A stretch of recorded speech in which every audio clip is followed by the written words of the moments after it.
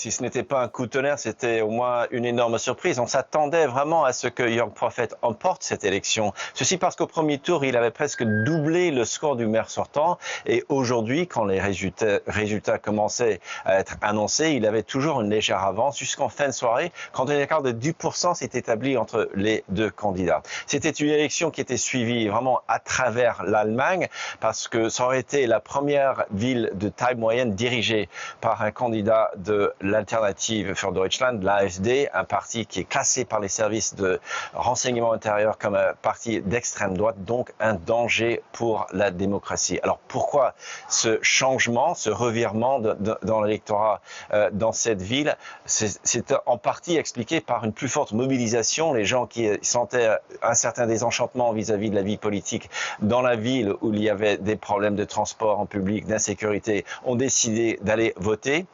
Ceci a peut-être changé la donne. Ce qui reste certain, c'est qu'au niveau national, l'AfD reste le deuxième parti de l'Allemagne, où un Allemand sur 5 annonce aux sondeurs qu'il ou elle a l'intention de voter pour cette partie d'extrême droite.